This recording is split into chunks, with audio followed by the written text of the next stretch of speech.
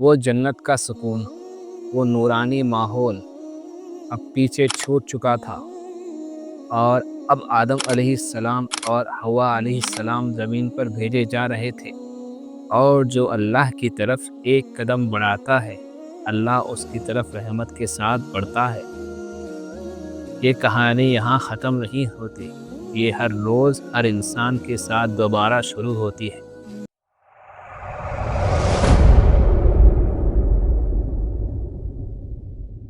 سوچئے، اگر آدم علیہ السلام کی توبہ قبول نہ ہوتی تو کیا آج ہم سب کے لیے بھی توبہ کا دروازہ بند ہوتا؟ مگر اللہ کی رحمت انسان سے اور اس کی غلطی سے زیادہ بڑی ہے۔ وہ جنت کا سکون، وہ نورانی ماحول اب پیچھے چھوٹ چکا تھا، اور اب آدم علیہ السلام اور حوا علیہ السلام زمین پر بھیجے جا رہے تھے۔ اللہ تعالیٰ فرماتے ہیں، تم سب یہاں سے اتر جاؤ، زمین پر تمہارا وقت مقرر ہے اور وہاں تمہارے لیے زندگی کا سامان ہے۔ یہ سزا نہیں، یہ مشن تھا۔ انسان کو اللہ کا خلیفہ بنایا گیا۔ آدم علیہ السلام اور حوا علیہ السلام نے رو کر کہا، ربنا ظلمنا انفسنا، اگر تو ہمیں معاف نہ کرے تو ہم نقصان اٹھانے والوں میں سے ہو جائیں گے، اور اللہ نے ان کی توبہ قبول فرمائی۔ شیطان نے غلطی کے بعد غرور کیا، آدم علیہ السلام نے غلطی کے بعد توبہ کی، اور یہیں سے انسان کو ایک عظیم تحفہ ملا، توبہ کا دروازہ جو قیامت تک کھلا رہے گا۔ حدیث میں آتا ہے، رسول اللہ صلی اللہ علیہ وسلم نے فرمایا، اللہ تعالیٰ رات میں اپنا ہاتھ پھیلاتا ہے تاکہ دن کا گناہگار توبہ کرے، اور دن میں ہاتھ پھیلاتا ہے تاکہ رات کا گناہگار توبہ کرے۔ یہ دروازہ صرف آدم علیہ السلام کے لیے نہیں، یہ دروازہ آج بھی میرے اور آپ کے لیے کھلا ہے۔ ابلیس نے کہا، مجھے قیامت تک کی مہلت دے۔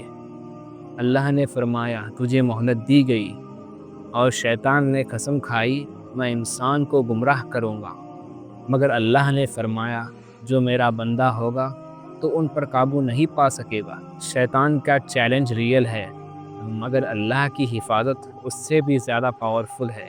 آدم علیہ السلام نے سیکھا، محنت، رزق حلال، صبر، عبادت۔ حدیث میں آتا ہے، رسول اللہ صلی اللہ علیہ وسلم نے فرمایا، کسی شخص نے کبھی اس سے بہتر کھانا نہیں کھایا جو اس نے اپنے ہاتھ کی کمائی سے کھایا ہو۔ اور اللہ کے نبی داؤد علیہ السلام اپنے ہاتھ کی محنت کی کمائی سے کھایا کرتے تھے۔ امام النووی رحمۃ اللہ علیہ یہ حدیث سے ثابت کرتے ہیں کہ محنت کرنا عبادت کا ایک حصہ ہے، جب نیت حلال کمائی اور اللہ کی رضا ہو۔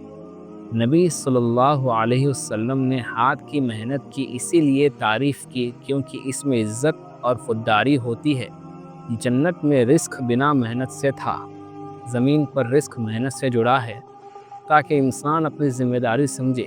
اللہ تعالیٰ فرماتے ہیں، جب میری طرف سے ہدایت آئے جو اس کی پیروی کرے گا، نہ اسے خوف ہوگا نہ وہ غمگین ہوگا۔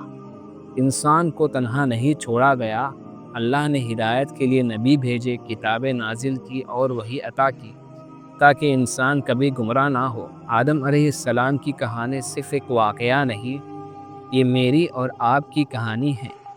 غلطی، توبہ، محنت اور اللہ کی رحمت، اور یہ سفر آج بھی جاری ہے، اور جب تک سانسیں چل رہی ہیں توبہ کا دروازہ کھلا ہے۔ جب تک دل دھڑک رہا ہے امید زندہ ہے۔ گرنا انسان کی فطرت ہے، مگر اٹھنا مومن کی پہچان۔ راستہ مشکل ہو سکتا ہے، مگر رہنمائی موجود ہے، اور جو اللہ کی طرف ایک قدم بڑھاتا ہے اللہ اس کی طرف رحمت کے ساتھ بڑھتا ہے۔